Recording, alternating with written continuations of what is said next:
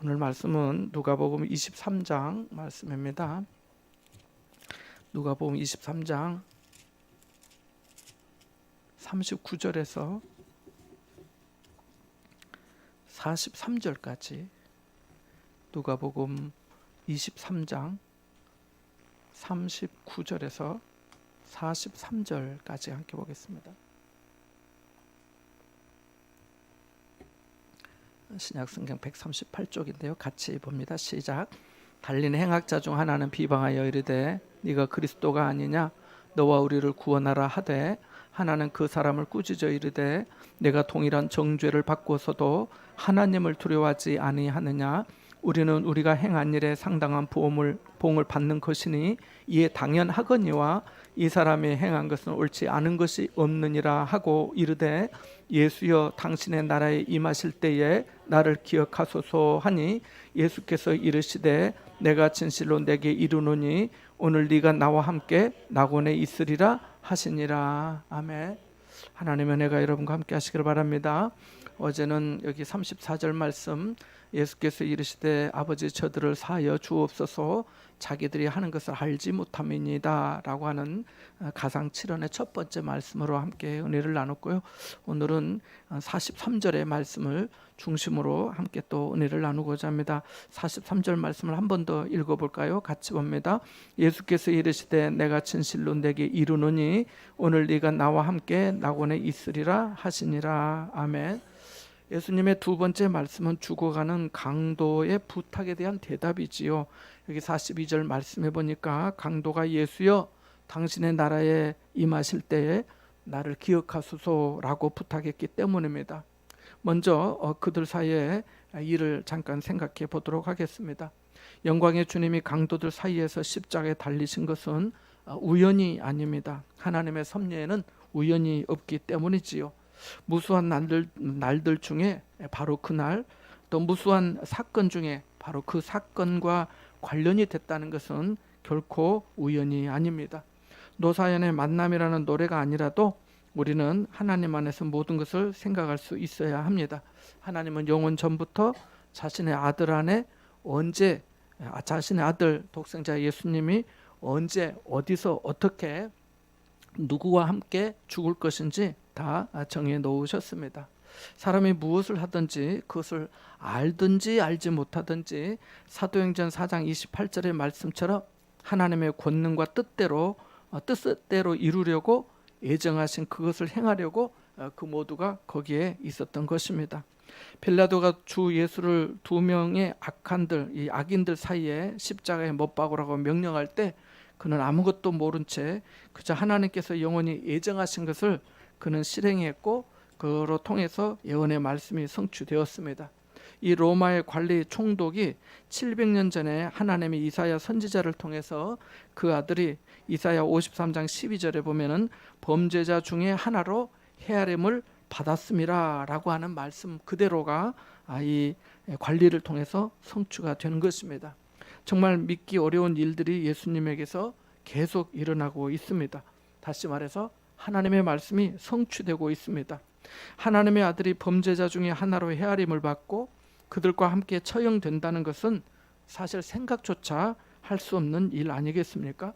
그러나 실제로 일어났습니다. 왜 하나님은 사랑하는 아들이 두 범죄자들 사이에서 십자가에 달리도록 하셨을까요? 우리는 여기서 여러 가지 대답을 생각해 볼 수 있습니다. 그것은 우리 주님께서 헤아릴 수 없는 수치를 당하시고 낮아지신 것을 온전히 보여주기 위해서 두 강도들과 함께 십자가에 달리신 것입니다. 유유상종이라는 말처럼 끼리끼리 어울린다는 말처럼 예수님이 강도들과 함께 십자가에 달리셨다는 것은 그 자체로 완전한 수치와 낮아지심이었기 때문입니다. 탄생하셨을 때 가축들 틈에 계셨던 주님이 이제 죽으실 때는 흉악한 인간들 사이에 계신 것입니다.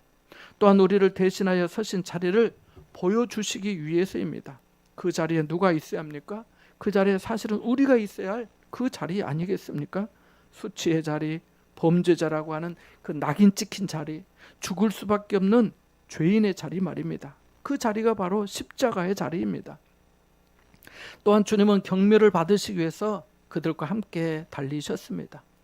그리고 주님이 두 강도 사이에서 못 박히셨기 때문에 그 세 개의 십자가와 거기 매달린 자들을 향한 한편의 드라마와 같은 구원과 그에 따른 사람들의 반응을 보여주시기 위해서 또 그 강도들과 함께 달리시기도 하였습니다. 우리가 알다시피 한 사람은 주님을 영접하고 한 사람은 주님을 거절했기 때문입니다. 충분히 아시겠지만 주님 옆에 두 강도는 6시간 동안 십자가에 주님과 함께 달려 있었습니다. 간격이 있긴 있었지만 대화가 가능한 정도의 거리였습니다. 모두 다 극심한 고통을 겪고 있었습니다. 안 그렇겠습니까? 두 강도는 처음부터 마지막까지 모든 것을 듣고 보고 있었습니다. 그리고 그들은 죽어가고 있었습니다. 못에 박히고요, 창에 찔리고요, 그렇게 말입니다. 그래서 더욱더 당장 그들에게는 죄사함이 필요했습니다. 달리 말하면 구원이 필요했습니다. 구원 받아야 될 시간이 얼마 남지 않은 임박한 정말 마지막 시간이었습니다. 그러나 한 사람은 그 모든 죄를 아는 채 살았을 때처럼 강팍하고 완고하게 죽었습니다. 반면에 다른 사람은 자신의 악을 회개하고 그리스도를 믿었으며 주님께 자비를 구하여 낙원에 갔습니다. 이것을 우리는 하나님의 전적인 주권이라 말합니다. 오늘날도 이와 같은 일이 일어나고 있습니다. 아주 똑같은 상황과 조건인데 한 사람은 마음이 부드러워지고 다른 사람은 그대로 있습니다. 끄떡도 안 해요. 똑같은 설교인데 한 사람은 냉담한 태도로 흘려버리고요, 다른 사람은 눈을 떠서 자신의 필요와 의지가 하나님께서 베푸시는 그 자비함으로 다가가는 것을 보게 됩니다. 한 사람에게는 숨겨지고 다른 사람에게는 드러납니다. 죽어가는 강도의 구원에서 우리는 하나님은 모든 은혜의 하나님이시고 구원은 전적으로 하나님의 은혜에 달려 있음을 알게 됩니다. 에베소서 2장 8절에 너희가 그 은혜를 인하여 믿음으로 말미암아 구원을 받았으니 이것은 너희에게서 난 것이 아니요 하나님의 선물이라고 말씀하셨기 때문입니다. 구원은 처음부터 끝까지 하나님의 은혜입니다. 은혜는 구원을 계획하고 은혜는 구원을 제공하고 은혜는 선택된 자들에게 또한 그들 안에서 활발히 활동하여서 그 굳어진 마음과 집요한 의지와 증오가 끌어오르는 생각들을 극복하게 하고 구원을 기꺼이 받아들일 수 있게 역사하기 때문입니다. 은혜로 말미암아 그렇게 되는 것입니다. 우리의 구원은 은혜로 시작되고 은혜로 지속되며 은혜가 정점을 이루게 됩니다. 은혜로 말미암아 구원을 얻는다 할 때 가장 눈에 띄는 두 사람을 들라고 하면 한 사람은 사도 바울입니다. 그리고 오늘 본문에 나오는 강도라 할 수 있습니다. 사도 바울은 주님을 만나기 전에 율법으로 흠이 없는 사람이었습니다. 알다시피 그랬습니다. 정말 그런 사람이 예수 믿게 될지 아무도 생각 못했습니다. 아나니아에게 주님께서 천사를 통해서 사도 바울에게 안수 기도를 가서 해줘라 하니까 하나님, 주님 이 사람에 대해서 우리가 들은 말이 많습니다. 그렇게 말하지 않았습니까? 이미 그런 사람이었습니다. 세상에 다른 사람은 몰라도 그 사람은 예수 믿을 사람이 아니었습니다. 그런데 하나님께서 강권적으로 역사하셔서 불러서 믿게 해주시고 자기 이방인을 위한 자기 종 삼으셔서 오늘 우리에게까지 복음을 전해주는 귀한 일꾼으로 주님께서 쓰시지 않았습니까? 그리스도의 부르심에 그는 완전히 굴복하고 평생 복음을 전하며 성도들을 세우기 위해서 수고하였습니다. 그러나 한번 생각해 보세요. 구원받은 강도는 달랐습니다. 그에게는 도덕적인 삶도 적극적인 어떤 섬김도 없었습니다. 그가 회심하기 전에 하나님의 율법이나 사람의 법이나 다 무시했습니다. 오죽했으면 강도였고 오죽했으면 십자가형을 받았겠습니까? 그는 그리스도를 섬길 기회조차 없었습니다. 주님을 위해 그는 냉수 한 번도 대접한 적이 없었습니다. 그는 죽음 직전까지 아무런 선행을 하지 않았습니다. 그러므로 그가 구원받았다면 확실히 하나님의 주권적인 은혜로 구원받았다고 하는 결론밖에 없습니다. 다른 이유가 없잖아요. 죽어가는 강도의 구원은 세속적인 율법주의가 끼어들지 못하게 합니다. 그래서 강도의 구원은 오직 하나님이 하셨구나. 하나님께 영광을 돌릴 수밖에 없게 만드는 거죠. 하나님은 믿는 자를 구원해 달라고 하는 중보기도와 그를 구원하기 위한 우리의 섬김의 노력에 응답하시기도 합니다. 하지만 반드시 그러한 것은 아닙니다. 하나님은 구원하시기로 작정한 영혼을 언제든지 부르시기 때문입니다. 제가 광주에서 교육전도사 할 때 중고등부 담당해서 했는데 허정 집사님이라고 한 번은 물어보신 전도사님, 우리가 전도를 하는데요, 전도를 하지, 전도 받지, 전도를 받아보지 못한 사람도 구원 얻을 수 있습니까? 이런 질문을 그때 했습니다. 그때 하나님께서 제 마음에 이렇게 대답할 수 있도록 정말 저도 순간 들으면서 전도를 통해서 다 구원받는데 이렇게 생각이 들다가 바울 생각이 나서 얘기해 줬습니다. 사도 바울을 보십시오. 아무도 정말 그를 다 피해 다니고 그가 박해하고 교회를 잔멸하고 그런 사람이었는데 주님이 강권적으로 부르시니까 그도 하나님의 종이 되지 않았습니까? 라고 했더니 그렇기도 하군요. 전도를 받지 않았어도 주님이 부르시면 또 믿을 수도 있군요 라고 하는 것을 그때 들은 생각이 납니다. 하나님께서 지금도 강권적으로 그렇게 역사하시기도 합니다. 우리 울산 대학교 법대 교수 이정훈 교수라고 법대 서울대 나와가지고 머리가 저보다 더 없습니다. 저는 그래도 그분에게 비하면 아주 나은데 이 사람이 이제 반기독교 반기독교 운동가였어. 운동가. 반기독교 운동. 그리고 본래 동국대 나와가지고 군대 가서도 군대에서 예수 믿는 그 전도사나 이게 목사를 군종이라 군종, 기독교 이게 교육자를 군종병이라고도 하는데 군목도 있고 군종병도 있고 하는데 이 사람은 군승이었어요. 군대의 승려. 그 정도로 연료했어요. 그러니까 항상 목사님들의 설교를 비판하고 꼬투리 잡고 성경을 트집 잡고 이런 사람이었어요. 제 말 못 믿겠으면 유튜브 검색하면 나와. 이정훈 교수, 우리 최현석 집사님 아들하고 이름이 똑같은데, 아무튼 이 사람이 어느 날 이제 그날도 집에서 자기가 그 기독교 방송 있잖아요. 굿TV나 뭐 CCN TV 있잖아요.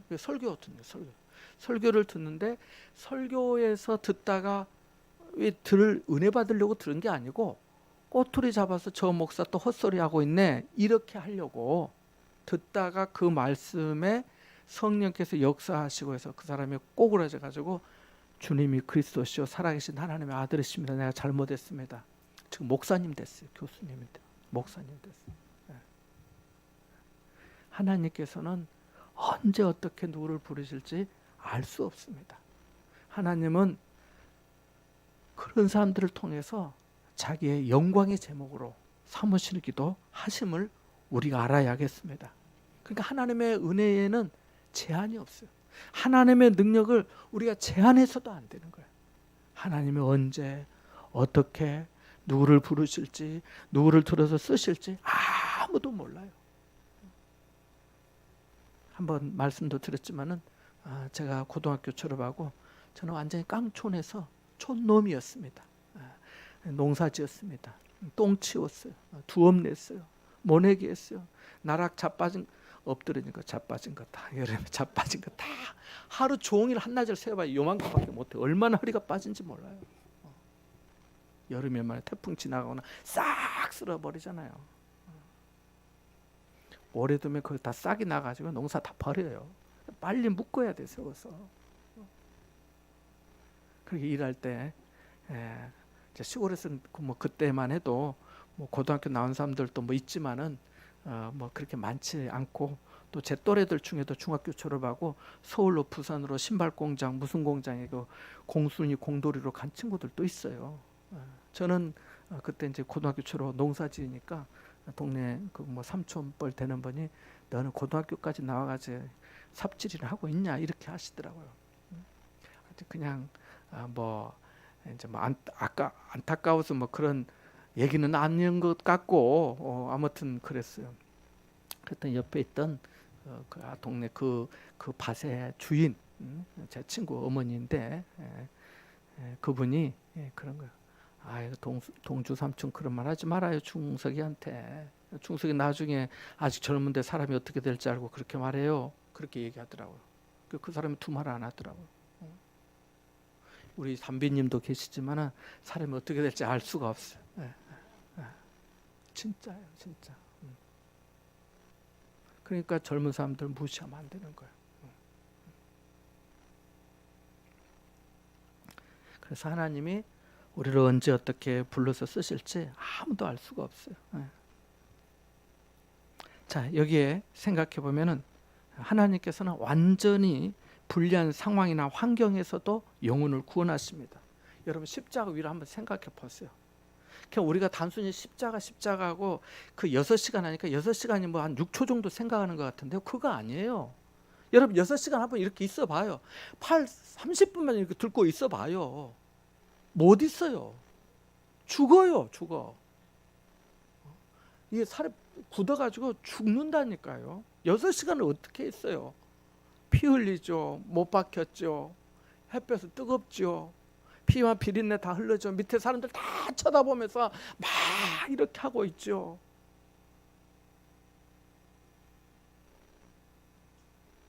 예수님과 두 강도 모두 다 처절한 고통 속에 있습니다. 누가 봐도 여기서는 선한 일이 생길 수가 없어요. 구원할 능력이 완전히 상실된 상태라고 봐야 돼요. 거기서 뭘 합니까? 뭘 할 수 있어요? 어제까지는 메시아였다고 해도 지금은 아닌 것으로 판단이 되잖아요. 무기력한 자, 그리스도라 하는 자 내려봐라 하잖아요. 안 그렇겠습니까? 강도는 예수님과 함께 예루살렘 거리를 지나왔어요.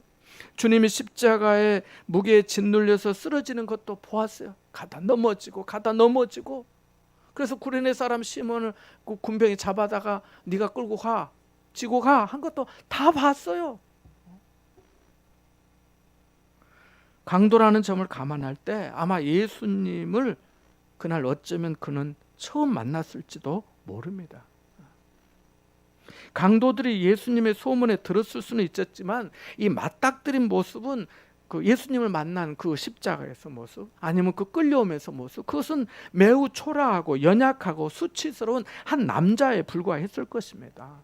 사람들 속에서 어느 누구도 예수님을 가리켜서 보라 세상 죄를 지고 가는 하나님의 어린 양이다 라고 한 사람이 없었어요. 공생의 초기에 세례 요한이 말한 거잖아요. 보라 세상 죄를 지고 가는 하나님의 어린 양이로라. 지금 세상 죄를 지고 가는 하나님의 어린 양이로라. 무슨 세상 죄를 지고 가는 하나님의 어린 양이 십자가에서 저렇게 죽어가는데요. 아무도 그런 사람이 없었어요. 이제 예수를 믿어볼 생각을 가졌던 사람들조차도 그런 생각을 단념하게 한 것이 그날의 십자가 사건입니다. 그런데 어떻게 이 죽어가는 한 강도가 고난을 받고 피 흘리며 십자가에 매달린 사람을 자신의 하나님으로 받아들일 수 있었겠습니까? 여러분 같으면 그게 가능하겠습니까? 여기에는 하나님의 초자연적인 개입의 역사가 있었다고 볼 수밖에 없는 것입니다. 그의 영을 주님이 만져주시고 자신을 발견하게 해주신 성령의 역사가 있었던 거지요. 그게 아니라면 무엇으로도 설명이 되지 않기 때문입니다. 어느 누구도 강도에게 옆에 달린 예수님을 믿으라고 전도하지 않았기 때문이에요. 그분이 그리스도다라고 말한 사람이 없어요. 그들 모두는 이글거리는 태양 아래서 비릿한 피냄새와 참혹한 모습뿐이었기 때문입니다. 가시관 쓰고 이렇게 있는데 누가 그를 그리스도로 인정할 수 있겠어요? 또 주목할 것은 강도의 구원이 초자연적인 현상들, 그러니까 예수님께서 마지막에 다 이루었다고 말씀하시기 전에, 성전의 휘장이 위에서 아래까지 찢어지기 전에, 땅이 갈라지고 바위가 터지기 전에 진정으로 하나님의 아들이었다고 말한 그 백부장의 고백이 있기 전에 그가 예수여 당신의 나라에 임하실 때 나를 기억하소서, 나를 생각해 주십시오 라고 했다는 겁니다. 무슨 기적을 보기 전에, 아무 기적이나 어떤 초자연적인 어떤 것도 있기 전에 그가 자신의 영혼을 주님께 부탁했다는 거예요. 막 땅이 터지고 바위가 터지고 흔들고, 와, 이분 진짜 맞는가 보네. 아, 주님 나 좀 생각해 주세요. 이렇게 하지 않았다는 거예요. 우리는 봐야 믿고 봐야 뭐 하고 하는 게 얼마나 많습니까?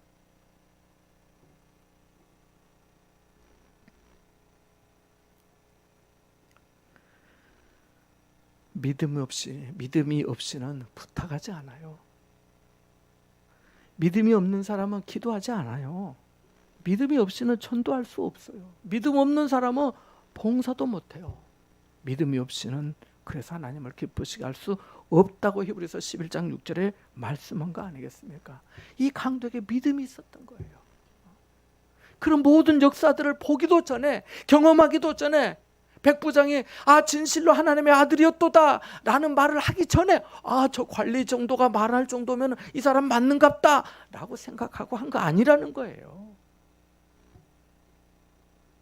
하나님은 아무도 주님의 존재를 자랑하지 않을 가장 불리한 상황에서, 가장 처절한 환경에서 이 강도를 구원하기로 계획하셨던 것입니다.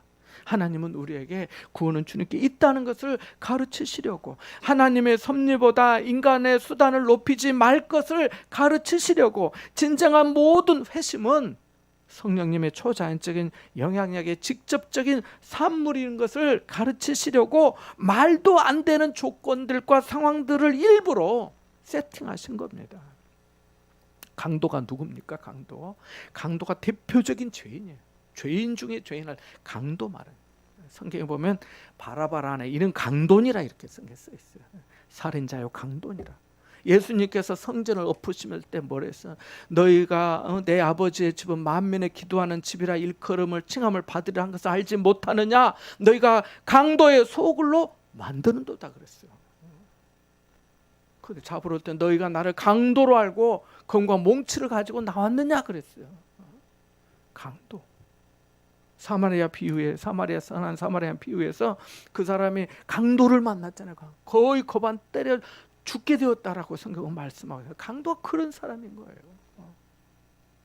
남을 죽이고 죽이려고 하고 다 약탈해서 빼앗아가고 얼마나 악합니까? 어떤 사람들은 회개한 강도를 미화하려고 하는데요, 그렇지 않습니다. 그건 강도예요. 그냥 두 강도는 같은 죄목이었어요. 그들은 응당 받아야 할 벌을 받은 사람들입니다. 그들도 예수님처럼 불법 부당한 재판을 받았다고 생각하시면 안 돼요. 39절에서 31절을 보십시오. 39절에서 31절 사이 우리가 봤는데요,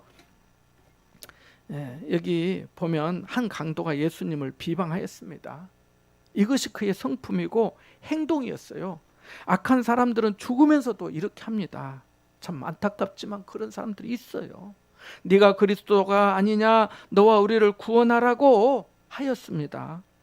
이에 다른 강도가 그 사람을 꾸짖어 네가 동일한 정죄를 받고서도 하나님을 두려워하지 아니하느냐? 우리는 우리가 행한 일에 상당한 보응을 받는 것이니 이에 당연하거니와 라고 말합니다. 이게 무슨 말인가요? 두 사람 모두 다 자신들의 죄를 인정한 것입니다. 그 죄에 합당한 벌이 십자가 사형인 것을 알고 있었던 겁니다. 그들이 그렇게 악한 사람들이었던 거예요. 누가만 이렇게 기록한 게 아닙니다. 마태복음 27장 41절에서 44절 사이에 보면은 함께 십자가에 못 박힌 강도들도 이와 같이 욕하더라라고 말씀하고 있어요. 그러니까 이 사람들이 그런 사람들인 거예요. 달려 죽으면서도 네가 그리스도가 아니냐, 그러면 너와 우리를 구원해 봐라, 그렇게 하잖아요.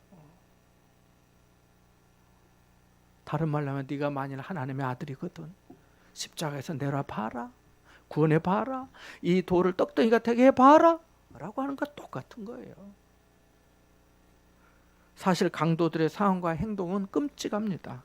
인생의 벼랑 끝에 서서 그리스도의 어떤 원수들, 예수님을 십자가에 못 박은 그들과 한 패거리가 되어서 주님을 조롱하는 엄청난 죄를 짓고 있기 때문입니다. 내 하나님의 이름을 망령되이 이끌지 말라고 했는데 네가 그리스도가 아니냐, 그리스도라고 한다면 그 그리스도가 히브리어로 메시아란 말이잖아요. 헬라어로 그리스도 이렇게 말하는 거고, 엄청난 죄를 지고 있는 겁니다. 이것이 인간의 죄악되고 부패한 본성입니다. 우리 안에 선한 것이 없는 거지요. 금방 돌아서서 입을 닦는 것이 인간입니다. 하나님의 은혜가 우리에게 임하지 않았다면 우리도 이와 다를 바가 없습니다. 에레미야 17장 9절에 만물보다 거짓되고 심히 부패한 것이 마음이라 했습니다. 맞는 말씀 아닙니까? 누가 내 마음은 착하고 선하고 것이 더 없어요 라고 할 사람이 누가 있습니까? 로마서 8장 7절에 육신의 생각은 하나님과 원수가 되나니 이는 하나님의 법에 굴복하지 아니할 뿐 아니라 할 수도 없음이라고 했습니다. 육신의 생각들 거짓되고 심히 부패한 것이 마음이다 했어요. 오늘 어떤 사람이 많이 아프다는 이야기를 제가 들었습니다. 그래서 병원에 갔다고 해요. 그래서 기도해 달라고. 우리 교인은 아니에요. 근데 이제 우리도 마찬가지 아니겠어요? 자신이 총체적으로 부패하고 깊은 참 치명적인 어떤 질병, 상처, 아픔을 가지고 있다는 것을 안다면 병원에 가봐야 되겠구나. 내 의사 한번 찾아가 봐야겠구나. 자, 이게 쫙 칼빵을 한번 하실 때요, 저는 좀 대수롭게 생각했어요. 사실은 금방 나을 줄 알았어요. 이 쫙 10cm 정도 가까이 되는. 근데 이튿날 되니까 이게 조금 흉터가 남으면 이거 안 좋을 것 같은데, 우리 딸 결혼하면서 상견 때 날 잡아놨는데 이게 상대방이 어떻게 생각할까 이런 생각도 들고, 그래서 갔어요. 성형외과 접수도 안 해주더라고요. 피부과 가라고. 피부과 갔어요. 성형외과 가라 하더라고요. 성형외과에서 내가 이렇게 왔다고 했거든요. 근데 큰 피부과 가보세요, 아니면 대학병원 가보세요 그러더라고요. 약 잘 바르세요. 그게 다 했어요. 우리가 처음에는 대수롭게 생각하고 쉽게 생각하고 별일로 생각하면 안 가요. 근데 내가 하나님 앞에 죄인이구나. 내가 정말 내가 정말 몰랐구나. 내 상처가 깊구나. 내가 정말 하나님 앞에 죄인 중에 죄인이구나. 알면 의사이신 그리스도 주님을 찾아가게 돼 있어요. 내 자식이 조금 아프면 약 먹으면 좋아진다 그래요. 많이 아프면 어때요? 약 먹어도 좋아질지 안 좋아질지 몰라요. 어떻게 해요? 기도해요. 약으로 안 되니까, 못한 줄 아니까. 죽어가는 강도가 그랬어요. 그는 마지막에서야 자신의 모습을 발견하고 예수여 당신의 나라에 임하실 때 나를 기억하소서라고 간구했던 겁니다. 우리도 그렇습니다. 우리가 강도임을 인정해야 구원받을 수 있습니다. 강도임을 알아야 하나님의 자녀가 될 수 있어요. 이렇게 말할지도 모릅니다. 전 강도가 아니에요, 목사님. 물론 제가 할 도리를 다하지 못했다는 것은 시인합니다. 완벽하지 않았습니다. 하지만 이 강도가 제 상황과 입장을 대표한다는 것은 받아들일 수 없습니다 라고 할지 모릅니다. 그렇다면 여러분의 상황은 여러분이 생각한 것보다 상황이 사실 훨씬 더 나쁜 겁니다. 우리는 다 강도예요. 그것도 가장 나쁜 강도예요. 우리가 하나님의 것을 약탈했기 때문입니다. 여러분이 어느 A라는 회사의 대리인이라고 생각해 봅시다. 그러면 A 회사를 위해서 일해야 합니다. A 회사에서 생활비나 모든 것을 제공하기 때문입니다. 그런데 B 회사를 위해 일을 한다면 어떻게 되겠습니까? 하나님께서 우리를 이 땅에 보내주셨고 시간과 기회를 주셨습니다. 물질도 주셨고요, 재능과 환경도 주셨어요. 그런데 우리가 그것을 하나님의 뜻에 맞게 사용하였습니까? 하나님을 위해 쓰지 않고 죄 짓는 데 힘을 허비하고 시간과 물질을 낭비했다면 하나님의 것을 약탈한 거 아닙니까? 우리가 강도인 거예요. 주인의 것을 횡령했기 때문이죠. 내가 강도라고 인정이 되어야 예수여 당신의 나라에 임하실 때 나를 기억해 주소서, 나를 생각해 주소서, 나에게 눈길 한번 주세요 라고 부르짖을 수도 있는 겁니다. 그게 없는데요, 어떻게 부르짖어요? 어떻게 간청하고 부탁해요? 내가 옳고 내가 잘했고 내가 괜찮은데. 그래서 내가 대표적인 죄인, 강도 중에 강도, 가장 나쁜 강도, 내가 하나님 것을 다 약탈하고 하나님 쳐서 상처 주고 거반 죽게 하고 한 그 강도인 거예요. 그래야 살 길을 찾는 거예요. 내가 강도 아닌 사람은 내가 강도 아닌데 뭘 예수를 왜 찾아? 둘째로, 인간은 절망적인 상황에 처할 때 구원을 받을 수 있습니다. 절망은 우리에게 극심한 고통을 줍니다. 소망이 없어 보이기 때문이에요. 십자가의 한 강도는 예수님에게 네가 그리스도가 아니냐, 너와 우리를 구원하라 하면서 비방하였습니다. 주님을 조롱한 것이지요.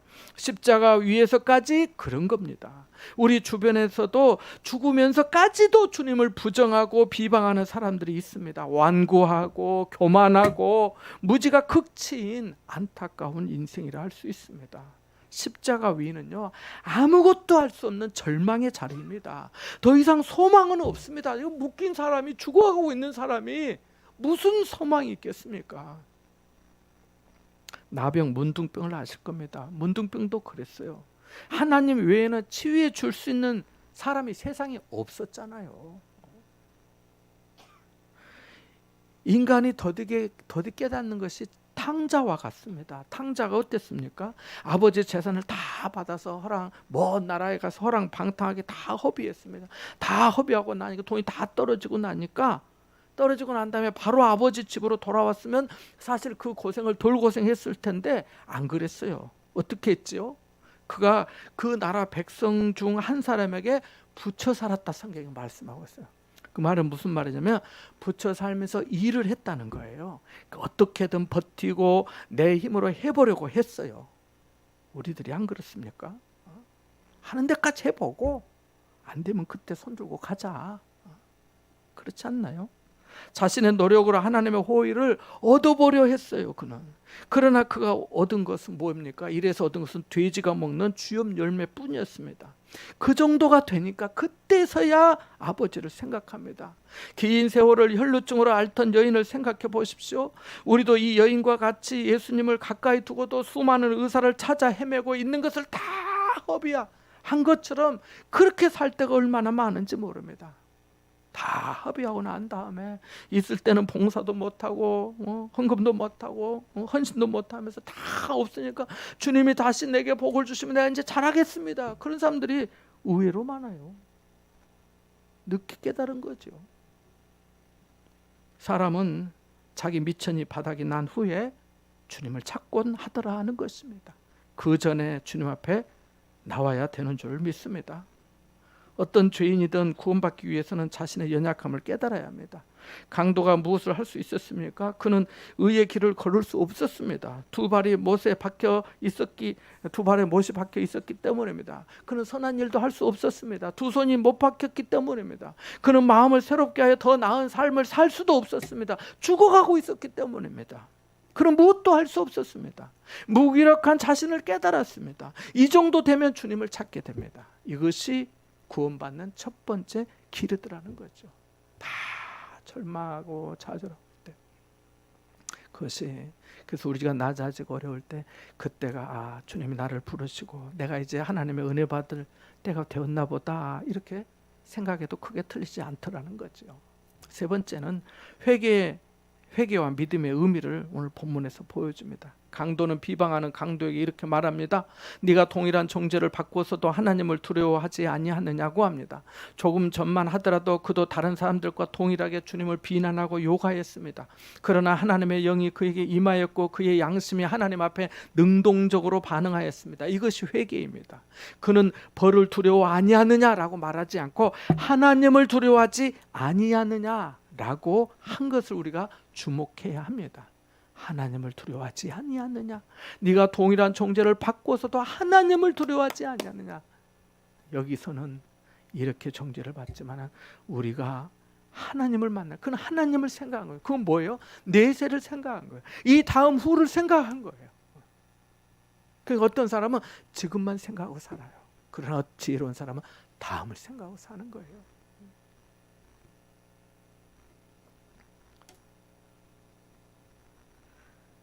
하나님을 심판자로 깨달은 겁니다. 그리고 나서 우리는 우리가 행한 일에 상당한 보응을 받는 것이니 이에 당연하거니와 라고 말합니다. 그는 자신의 죄와 처벌의 정당성을 인정했습니다.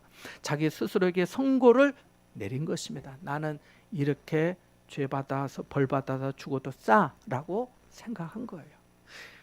변명도 하지 않고 형을 줄이려는 시도도 하지 않았습니다. 죽음이 당연하다고 받아들였습니다. 어떻습니까? 우리도 이렇게 솔직하게 죄를 고백합니까? 죽음이 응당 받아야 할 것이라고 인정합니까? 죄를 변명하거나 얼버무리지는 않습니까? 예수님은 자칭 의인이라는 사람을 구원하기 위해 오신 것이 아니라 자기가 죄인이라고 고백하고 자백하는 사람, 죄인임을 자처하는 사람, 잃어버렸고 끝장난 인생이라고 생각한 죄인을 불러서 구원하러 오신 줄 믿으시기 바랍니다. 그런 사람들 하나님, 내가 죄인입니다. 하나님 아니면 안 됩니다.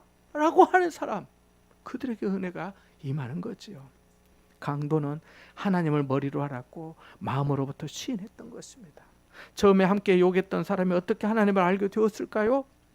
그것은 그가 예수님의 십자가 위에 쓰여진 유대인의 왕이라고 쓰여 있었잖아요.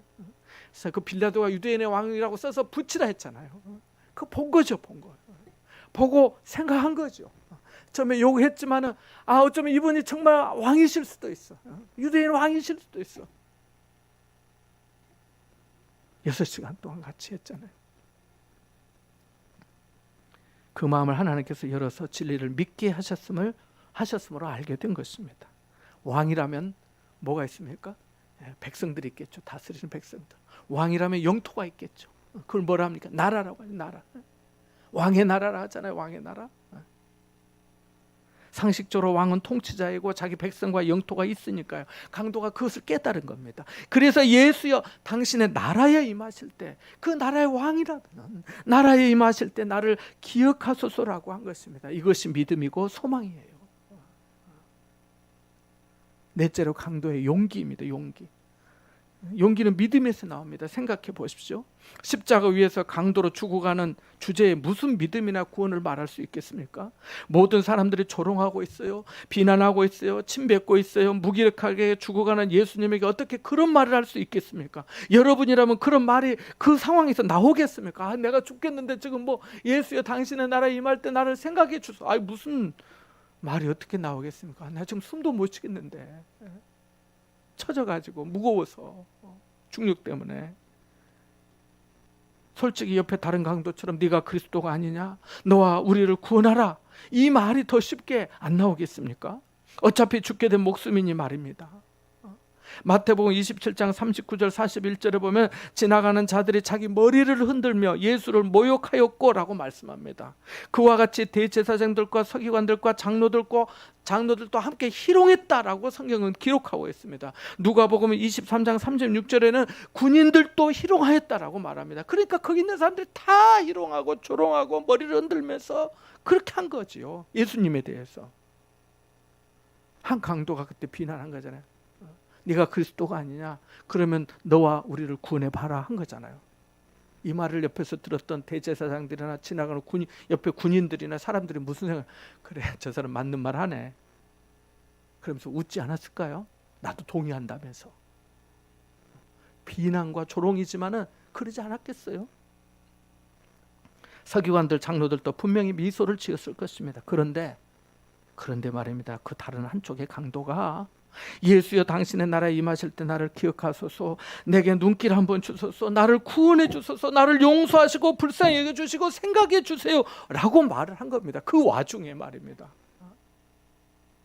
더욱이 23장 41절에 보면 이 사람이 행한 것은 옳지 않은 것이 없느니라고 강도가 말을 합니다. 강도가 얼마나 강한 믿음과 용기입니까? 강도가 전체 그 유대 백성들, 유다인들을 책망하고 있는 거예요. 나는 죄값 받아도 돼. 근데 이 사람은 옳지 않은 것이 하나도 없다. 이것은 강력한 긍정을 말하는 거예요. 부정이니까 강한 긍정이잖아요. 옳지 않은 것이 없다 했으니까. 누가 옳은지 강도도 알고 있는 겁니다. 이 한마디로 그는 동료뿐만 아니라 군중 모두의 눈밖에 나고 말았습니다. 여러분이라면 이런 상황에서 다 비난하고 조롱하고 고개를 머리를 흔들면서 그러고 하는데 예수여 난 당신 믿어요 이런 말이 나오겠어요? 우리 같으면 할 수 있을까요? 오늘 우리에게 이런 용기가 있습니까? 이 강도가 보여주는 그런 용기가 우리에게도 있냐는 말입니다. 마지막으로 한 가지만 더 말씀드리겠습니다. 강도는 예수여 당신의 나라에 임하실 때 나를 생각해 주소서 그랬어요. 근데 예수님 뭐라고 대답한 거예요? 오늘 내가 진실로 내게 이르노니, 이 진실로는 뭐 당연한 말이지만은 강력한 것을 말하고 있는 거예요. 진심에 맞다는. 내가 진실로 내게 이르노니 오늘 네가 나와 함께 어디에 있으리라? 낙원에 있어. 강도는 생각만 해달라 했어. 생각만 해줘도 고마워요. 근데 예수님은 오늘 네가 나와 함께 있을 것이다. 어디? 낙원에 있을 것이다. 강도는 당신의 나라에 나라가 임하실 때 언제일지 몰라요. 그는 미래 어느 시간이에요. 언제일지 몰라요. 근데 예수님은 오늘이야. 오늘 네가 나와 낙원에 함께 있을 함께. 생각만 해줘도 좋은데 오늘 너 나랑 같이 밥 먹자. 오늘 나랑 같이 있자. 그거예요. 내가 저 멀리 있는 사람 오늘 생각나서 전화 한 통 했어요. 얼마나 고마워요. 근데 내가 오늘 왔어. 같이 밥 먹자. 많이 했었어. 고생했어. 잘했어. 정말 잘했어. 했었어. 같이 있자. 주님은 우리의 구하는 거나 생각하는 것보다 더 넘치도록 항상 은혜를 주시는 좋으신 주님이신 것을 믿으시기 바랍니다. 오늘 가상치는 두 번째 말씀